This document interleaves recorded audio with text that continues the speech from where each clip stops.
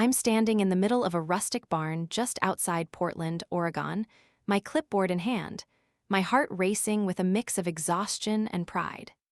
My name's Nora, I'm 32, and I've spent the last decade building my career as a wedding planner, turning dreams into reality for couples who trust me with the most important day of their lives. This barn is my latest masterpiece, transformed for my best friend's wedding. String lights draped over wooden beams, wildflower centerpieces on every table, a hand-painted sign that reads Amelia and Ben Forever in elegant cursive. I've poured my soul into this day, every detail a reflection of Amelia's vision, every choice a testament to our friendship, a friendship I thought was unbreakable, a friendship I thought was mine. I grew up in a small town in Washington where chaos was a constant. My parents' divorce when I was 10, my mom's late-night shifts at the diner, my own struggle to find stability in a world that felt like it was always shifting. I moved to Portland at 22, determined to build a life I could control, a life where I could create beauty out of chaos. Wedding planning became my calling, a way to give others the perfect day I never had growing up, a way to make dreams come true, a way to feel like I mattered. My business, Nora's Nuptials, started small, a backyard wedding for a friend of a friend, but grew over the years, each event a step toward the life I wanted, a life I thought I'd earned, a life I thought I'd keep. I met Amelia in college, two nervous freshmen at the University of Oregon, bonding over a shared love of cheesy rom-coms and late-night coffee runs at the campus cafe. She was the dreamer, always sketching her future wedding dress in the margins of her notebooks, her auburn hair falling over her shoulder as she talked about her perfect day. I was the doer, the one who made lists and plans, who turned her sketches into reality, who kept her grounded when her dreams got too big. We became inseparable, the kind of friends who knew each other's secrets, who held each other through breakups, who promised to be there no matter what. I remember the night after her first heartbreak, sitting on her dorm bed with a pint of ice cream, her tears soaking my shoulder, my "you'll find someone better, Amelia." I promise, a vow I meant, a vow I kept, a vow I thought she'd return. When Amelia got engaged to Ben last year, she didn't hesitate to ask me to plan her wedding. "You're the only one I trust, Nora," she said, her green eyes sparkling with excitement, her voice soft with gratitude. I said yes without a second thought, my heart swelling with love for her, my mind already buzzing with ideas for her perfect day. Planning Amelia's wedding has been a labor of love, but it hasn't been easy. I've spent the last 9 months juggling my other clients while dedicating every spare moment to this event. I sourced the wildflowers from a local farm in the Willamette Valley, driving out there myself to handpick the blooms, their soft purples and yellows a perfect match for Amelia's vision. I negotiated with vendors to fit her tight budget, sometimes taking a loss on my own fees just to make it work, because I wanted her to have everything she dreamed of. I handcrafted the seating chart with calligraphy I taught myself just for this, my fingers cramping as I wrote out each name, my heart full as I imagined her reaction. I stayed up late sketching table layouts, drove hours to pick up vintage chairs from a shop in Eugene, even convinced a local band to play for half their usual rate, because I knew Amelia loved their acoustic cover of her favorite song. Every detail was chosen with her in mind. The lavender-scented candles on the tables, the custom cocktail inspired by her favorite lavender lemonade, the photo booth with props that matched her quirky sense of humor, like oversized sunglasses and feather boas. I wanted this day to be everything she'd ever dreamed of, a day she'd never forget, a day I thought would be ours to share. While I was planning Amelia's wedding, I was also building my own future with my fiancé, Lucas. We met 3 years ago at a friend's dinner party in Portland, his quiet charm catching me off guard, his "you're the most organized person I've ever met. How do you do it?" making me laugh. Lucas, 34, is a high school history teacher, the kind of guy who brings me coffee when I'm pulling all-nighters, who listens to my endless rants about difficult clients, who proposed to me last summer on a quiet beach at Cannon Beach, his hands trembling as he slipped a simple gold ring on my finger. I remember that moment so clearly. The sound of the waves, the orange glow of the sunset, His, "I want to spend my life with you, Nora," a promise that made my heart soar, a promise I thought was real, a promise I thought was ours.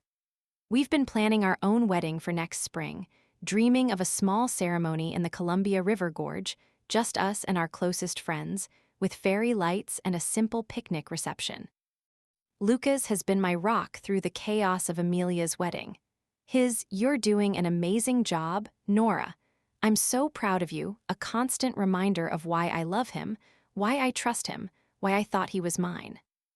Lucas and Amelia met a few times over the years. At my birthday parties, at group dinners, at a barbecue last summer where they bonded over a shared love of hiking in the Pacific Northwest.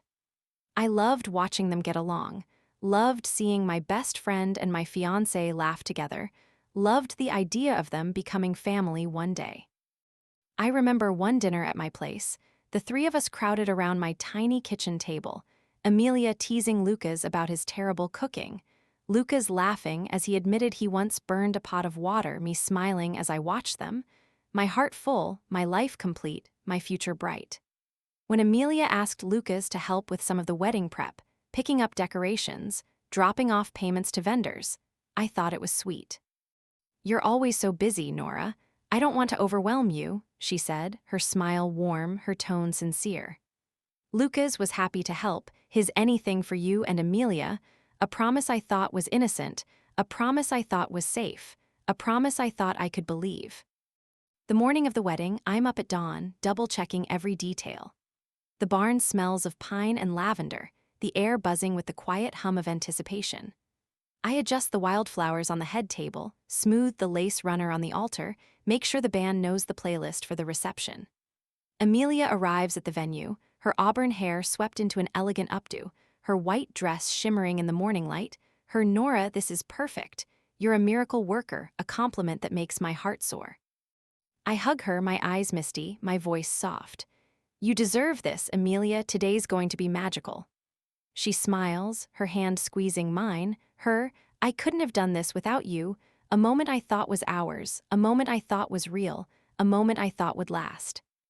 Lucas arrives a few hours later, his suit crisp, his smile warm, his "You look beautiful, Nora," a whisper that makes me blush. I'm wearing a simple sage green dress, my hair in loose waves, my clipboard still in hand as I rush around, making sure everything is perfect. Lucas helps me set up the last of the chairs, his hand brushing mine, his "I can't wait for our wedding," a promise that fills me with hope, a promise that fills me with love, a promise I thought was ours. As the guests start to arrive, I take a moment to breathe, standing at the back of the barn, watching the scene I've created come to life. The string lights twinkle overhead, the wildflowers glow in the soft light, the laughter of friends and family fills the air.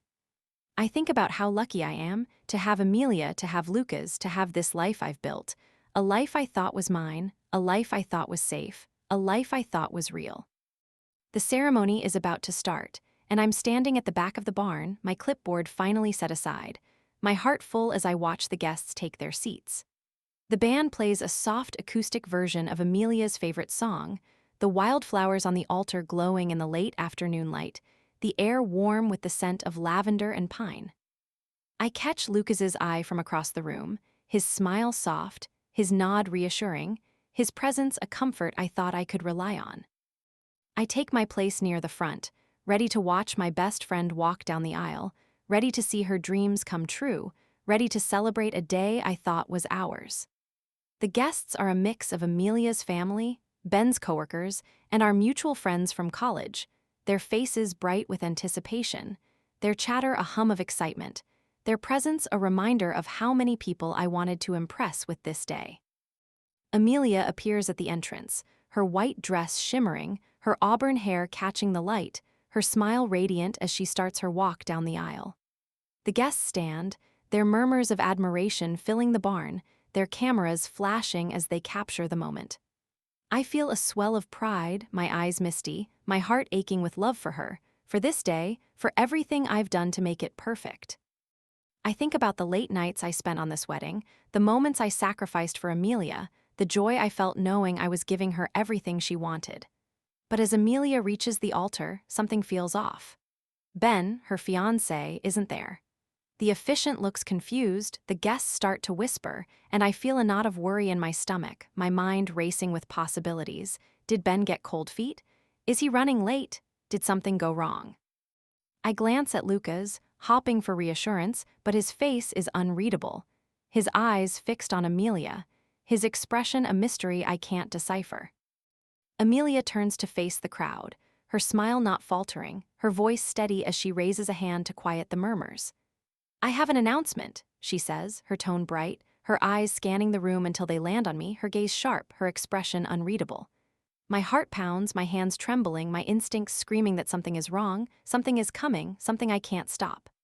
"I'm not marrying Ben today," she continues, her words slicing through the air, her smile widening as the guests gasp. "Ben and I called off our engagement last month, but I didn't want to cancel the wedding. Because I found someone else, someone I love more, someone who's been by my side through all of this." The crowd murmurs, their confusion palpable, their eyes darting around, their whispers a sound I can't unhear. I feel the room tilt, my breath catching, my mind struggling to process her words. And then I see him, Lucas, my Lucas, stepping out from the side of the barn, his suit still crisp, his face pale but resolute, his hand reaching for Amelia, as he joins her at the altar. The guests erupt in whispers, their eyes darting to me, their shock a mirror of my own, their pity a weight I can't bear. I stand frozen, my body numb, my heart shattering, my world collapsing as Amelia takes Lucas's hand, her "I'm marrying Lucas today" a dagger to my chest, a betrayal I can't comprehend, a betrayal I can't survive. I hear someone gasp behind me, a friend from college, her "Oh my God, that's Nora's fiancé," a whisper that cuts through the noise, a whisper that makes my humiliation complete, a whisper that makes my pain unbearable. "Nora, I'm so sorry you had to find out this way," Amelia says, her voice dripping with false sympathy, her eyes cold as they meet mine, her smile a mask I don't recognize. "But Lucas and I fell in love while we were planning this wedding, your wedding, really, since you did all the work. We didn't mean for it to happen, but it did, and we couldn't deny our feelings. I hope you can understand." The guests gasp again, their whispers turning to murmurs of outrage, their stares burning into me, their judgment a fire I can't escape. Lucas won't look at me, his eyes fixed on the floor, his hand still in Amelia's, his silence a betrayal as deep as her words, a betrayal I can't forgive, a betrayal I can't forget. I hear Amelia's aunt mutter, "How could she do this to her best friend?" Her voice a mix of shock and disgust, a sentiment I feel echoing in my own heart, a sentiment I can't escape, a sentiment I can't ignore. I feel the tears spill down my cheeks, my knees weak, my voice a broken whisper as I step forward, my hands shaking, my pain a storm I can't contain. "You're marrying Lucas," I say, my words trembling, my heart in pieces, my life a thing I thought was mine, now a thing I can't recognize. "My Lucas, my fiancé, the man I've been planning a future with, the man I trusted, the man I loved." Amelia nods, her smile unwavering, her "We're in love, Nora. I thought you'd want me to be happy," a lie that makes my blood boil, a lie that makes me want to scream, a lie that makes me want to break. Lucas finally looks at me, his "I'm sorry, Nora. I didn't know how to tell you," a confession that cuts deeper than her words, a confession that shatters what's left of my heart, a confession that destroys me. I hear another guest, a coworker of Ben's, whisper, "This is disgusting. They should be ashamed." His words a small comfort, a small validation, a small reminder that I'm not the only one who sees the wrongness of this, the cruelty of this, the betrayal of this. The guests are staring, their whispers a chorus of shock and pity, their eyes on me as I stand there, humiliated, betrayed, broken. I think about all the months I spent planning this wedding, all the nights I stayed up late for Amelia, all the moments I trusted Lucas, all the dreams I had for our future. A future I thought was ours, now a future I can't see, a future I can't feel, a future I can't have. I turn to leave, my vision blurred with tears, my steps unsteady, my heart a wreckage I can't repair. I hear Amelia's voice behind me, her "Let's continue the ceremony." A final blow, a final betrayal, a final loss. I stumble out of the barn, the sound of the band starting up again, a cruel reminder of the day I thought was hers, the day I thought was ours, the day that's now theirs. I hear a few guests follow me, they're Nora wait. A call I can't answer, a call I can't hear, a call I can't face, as I run into the rain, the Portland sky crying with me, the world a blur, the pain a weight I can't carry. I'm sitting on the edge of my bed in my small Portland apartment, the air heavy with the scent of rain, my hands clutching the gold ring Lucas gave me, its simple band a weight I can't bear. It's been 3 days since the wedding, 3 days since my best friend and my fiancé tore my world apart, 3 days since I became a stranger to myself. My apartment, once a cozy haven filled with sketches of wedding designs and photos of me and Lucas, now feels like a prison, its walls closing in, its silence suffocating, its memories a pain I can't escape. I haven't slept, haven't eaten, haven't answered the dozens of calls and texts from friends and family. There, are you okay? And I can't believe they did that, a reminder of my humiliation, a reminder of my loss, a reminder of my failure. My phone buzzes again, a message from my sister, her, Nora, please call me. I'm so worried about you, a plea I can't answer, a plea I can't face, a plea I can't handle.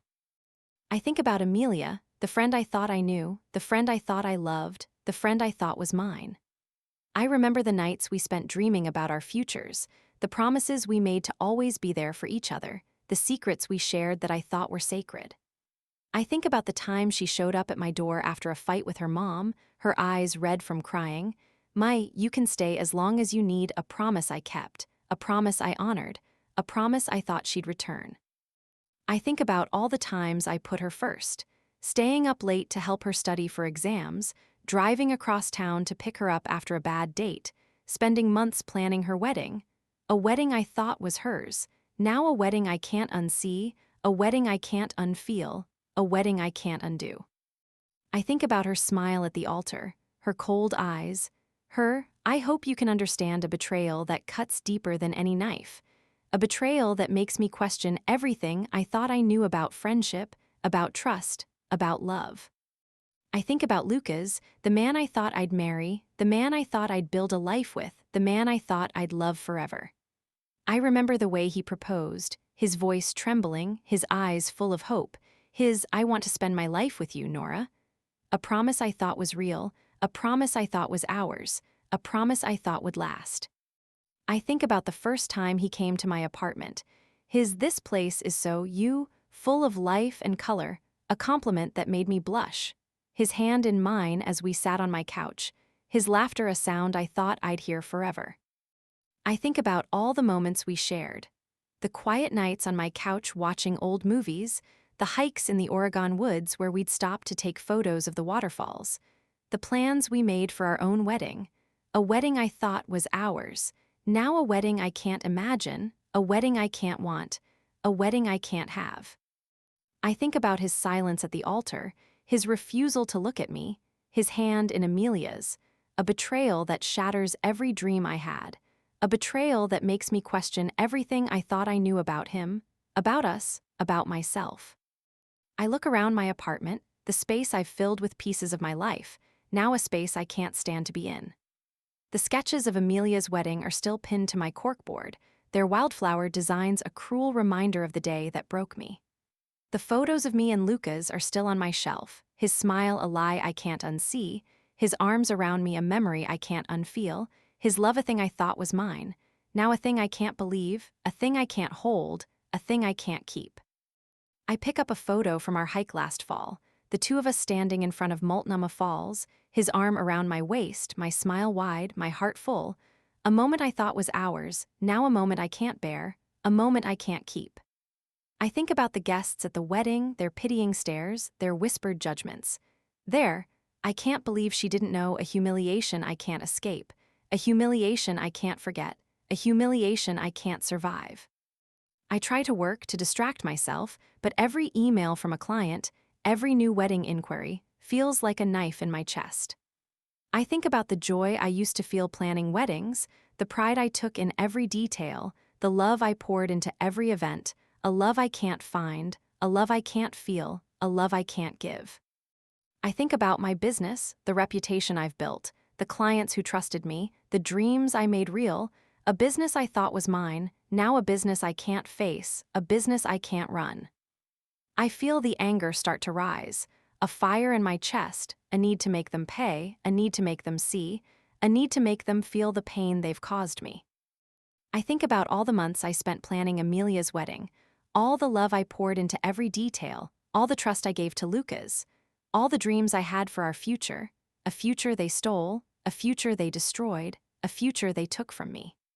I think about the way Amelia smiled at the altar, the way Lucas stood by her side, the way they turned my work, my love, my life into a mockery I can't forgive, a mockery I can't forget, a mockery I can't let go.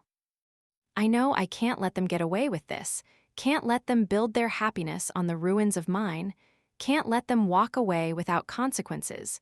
Consequences I need to deliver, consequences I need to see, consequences I need to feel. It's a week later, and I'm standing outside the trendy Portland cafe where Amelia and Lucas are hosting their post-wedding brunch. A celebration of their new life together, a celebration I wasn't invited to, a celebration I can't ignore.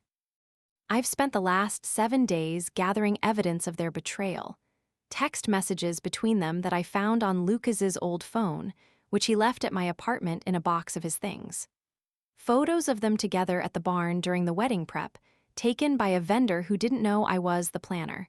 Their hands touching, their smiles secret, their betrayal captured in pixels. A recording of Amelia's speech at the altar, captured by a guest who sent it to me out of pity, her voice a weapon I can't unhear, a weapon I can't ignore, a weapon I can't let go. I've compiled it all into a video, a devastating montage of their lies, their betrayal, their cruelty, a video I've uploaded to a public Instagram account I created just for this, a video I've titled, The Truth About Amelia and Lucas, a video I'm about to share with the world. I walk into the cafe, my hands steady, my heart cold, my anger a fire I can't extinguish. The place is packed with their friends and family, the air filled with laughter and the clink of champagne glasses, the tables decorated with the same wildflowers I chose for the wedding, a detail that makes my stomach churn, a detail that makes my resolve stronger, a detail that makes my anger burn. Amelia and Lucas are at the center table, her hand on his, her smile radiant, his laugh soft, their happiness a lie I can't stand, a lie I can't let live, a lie I can't let win. I spot a few familiar faces, Amelia's cousin who always liked me, Lucas's coworker who once told me I was too good for him, a mutual friend from college who looks away when she sees me, her guilt a mirror of their own, a guilt I can't ignore, a guilt I can't forgive. I connect my phone to the cafe's Bluetooth speaker system, a trick I learned from years of managing wedding tech, and press play, my video starting with a black screen, the words, The Truth About Amelia and Lucas in bold white letters, the sound of Amelia's voice from the wedding filling the room, her I'm marrying Lucas today, a confession that silences the crowd, a confession that makes them turn, a confession that makes them see. The video plays on, showing the text messages. Amelia's, I can't stop thinking about you to Lucas, his I love you more than I ever loved her in response, messages they sent while I was planning their wedding, while I was trusting them, while I was loving them. The photos flash across the screen, Amelia and Lucas laughing together at the barn, their hands touching, their eyes locked, moments I didn't see, moments I didn't know, moments I can't unsee. The recording of Amelia's speech plays again, her I hope you can understand a taunt that makes the guests gasp, their whispers turning to murmurs of outrage, their eyes darting to Amelia and Lucas, their judgment a weight they can't escape. I hear Amelia's cousin mutter, "This is awful, they used her." Her voice a mix of shock and anger, a sentiment I feel echoing in my own heart, a sentiment I can't ignore, a sentiment I can't suppress. The video ends with a photo of me at the wedding, my face tear-streaked, my eyes broken, my pain a thing they caused, a thing they ignored, a thing they can't deny, a photo that makes the room go silent, a photo that makes their shame complete, a photo that makes my revenge real. Amelia stands, her Nora, what are you doing? A scream that echoes through the room, her eyes wide with panic, her mask finally slipping, her truth finally showing. Lucas tries to grab the phone, his turn it off, Nora, please.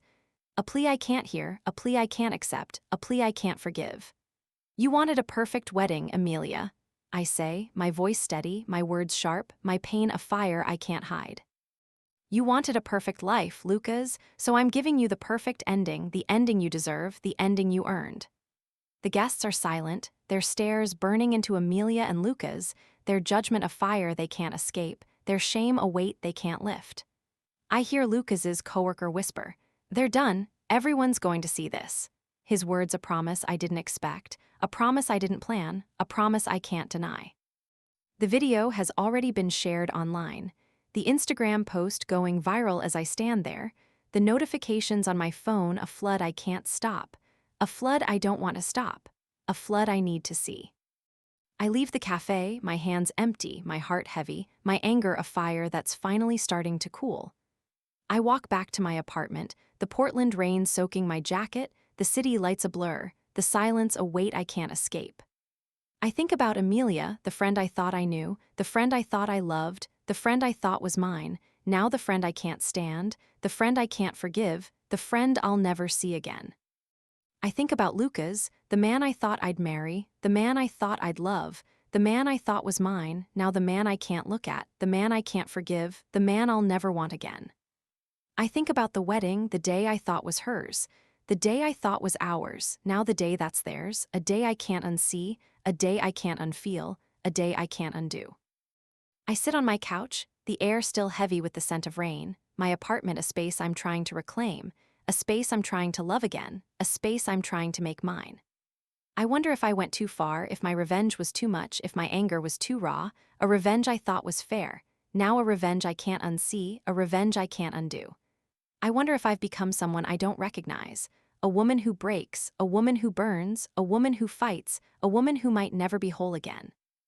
I think about the guests at the cafe, their gasps, their judgment, their outrage, and I wonder if I've crossed a line, if I've let my pain turn me into someone I don't want to be, someone I can't live with, someone I can't face. I think about the future, the trust I've lost, the love I've let go, the friendships I can't rebuild, a trust I thought was mine, a love I thought was real, now a trust I can't feel, a love I can't see. I look at the sketches on my corkboard, the wildflowers I drew for Amelia's wedding, and I wonder if I'll ever find joy in my work again, if I'll ever find peace in my heart again, if I'll ever find me again, a me I thought I knew, a me I thought was strong, a me I thought was safe, now a me I can't see, a me I can't feel, a me I can't be.